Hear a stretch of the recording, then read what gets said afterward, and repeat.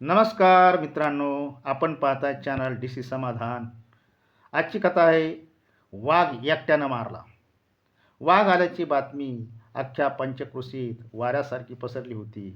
प्रत्येकाच्या मनात भीती होती. लहान लहान पोरं अंधार पडायच्या आत शाळेतून घरी येत होती. शेतात काम करणारी शेतकरी, शेतमजूर, कामानिमित्ताने बाहेर गेलेली माणसं सूर्य मावळाच्या आत घरी पोचत होते. प्रत्येकाच्या डोक्यात एकच विचार चालायचा, तो म्हणजे वाघानं येऊन आपल्यावर झडप मारली मग. अंधार पडला की जेवण होऊन लोक घरातच गप्पा मारत बसायची. सकाळी कुठून तरी कोणीतरी बातमी आणायचं. एक जण म्हणाला, अरे गणपानं काल तो वाघ पाहिला बरं का. तो वाघ केवढा, कशा रंगाचा, किती लांब, असं लोक चर्चा करायचे आणि गणपाला विचारायचे. गणपा विनोदाने म्हणायचा, अरे तो काय नुसता वाघ नाही, अरे कमरापासून वर तो वाघ हाय आणि खालचा भाग माणसासारखा हाय. हे ऐकून धोंडा म्हणाला, अरे त्याला लाऊर म्हणतात. कमरापासून वर वाघ आणि खाली माणूस हे ऐकून लोकांच्या मनामध्ये भीतीनं आणखी धडकी भरायची. पूर्वीच्या काळी फार लाईट नसायची. घराच्या बाहेर जर एखाद्याला लघवीला किंवा बाहेर यायचं असेल तर हातामध्ये कंदील आणि काठी घेऊन एक दोन माणसं मिळून बाहेर यायचे. सकाळ झाली की पुन्हा वाघाची चर्चा झाडायची. कोणीतरी बातमी आणायचं, त्या अमक्या गावाला वाघानं शेळी मारली, तमक्या गावाला माणसावरती वाघानं हल्ला केला, जनावरं मारली, अशा बातम्या येत राहायच्या. त्यामुळे गावात आणि परिसरात भीतीचं वातावरण होतं. एक दिवस गणपानं पुन्हा बातमी आणली की गावच्या वरच्या बाजूला जो डोंगर आहे त्या डोंगराच्या गुहेत तो वाघ गारव्याला येऊन बसतो.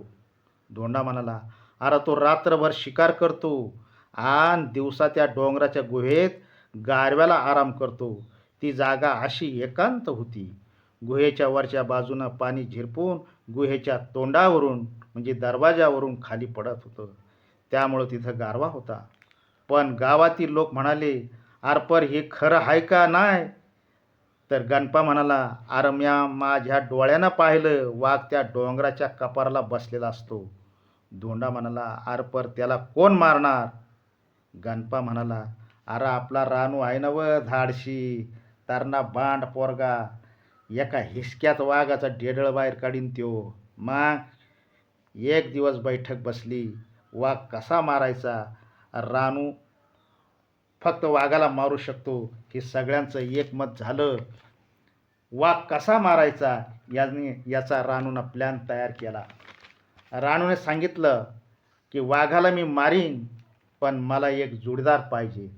सुरुवातीला बरेच जण तयार झाले, पण त्या जोडीदाराने काय करायचं हे जेव्हा कळलं तेव्हा सर्वांनी पाय मागे घेतले.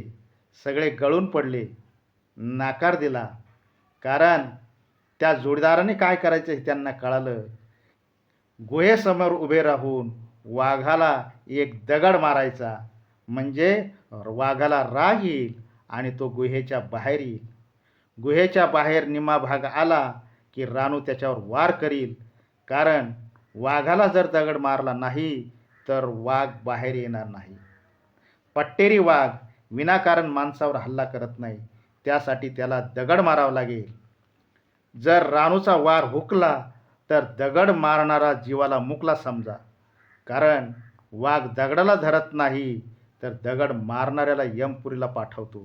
हे या पट्टेरी ढाण्या वाघाचं लक्षण आहे. या कामासाठी रानूच्या साथीला गणपा तयार झाला. त्याने अंगाला गोधडी बांधली. जरी हल्ला झाला तर वाचण्यासाठी त्याने ती गोधडी बांधली. ठरल्या दिवशी ठरल्या वेळेला हे गुहेजवळ गेले. रानू लपत लपत गुहेच्या तोंडाजवळ जाऊन बसला आणि गणपा गुहेसमोर म्हणजे वाघाच्या समोर उभा राहिला.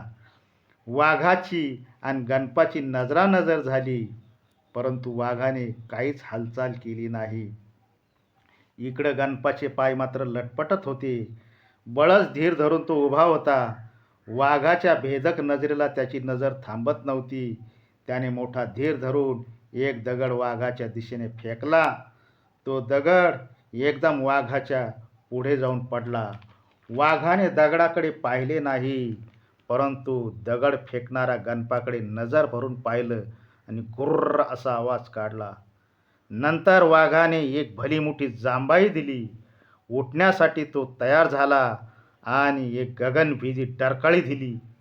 कदाचित तो वाघ म्हणत असेल, थांब तिथेच, आलो तुझा समाचार घ्यायला. वाघ उठून उभा राहिला आणि गणपा धोत्रातच मुतला. आता गणपाची जिंदगी रानूच्या हातात होती. वाघ गुहेच्या दारातून बाहेर निघणार, तोच मोठ्या धाडसानं रानूने वाघावर पहिला वार केला. तेव्हा वाघाने त्याच्यावर प्रतिहल्ला करताच रानूने ताकदीने दुसरा वार वाघाच्या पोटाखाली केला आणि वाघ आडवा झाला. हे गणपा पाहत होता, पण त्याच्या डोळ्यावर विश्वास बसत नव्हता. तो भेदारलेला, घाबरलेलाच होता. तसाच उभा होता. रानूचे कपडे वाघाच्या रक्ताने भरलेले होते. तो तसाच गणपाजवळ आला आणि म्हणाला, अरे ये अड्या, आता वाघ मारला म्या एकट्यानं. मित्रांनो, व्हिडिओ आवडला असेल आणि ह्या चॅनलला जर आपण नवीन असाल तर सबस्क्राईब करा, लाईक करा, कमेंट्स करा आणि शेअर करा.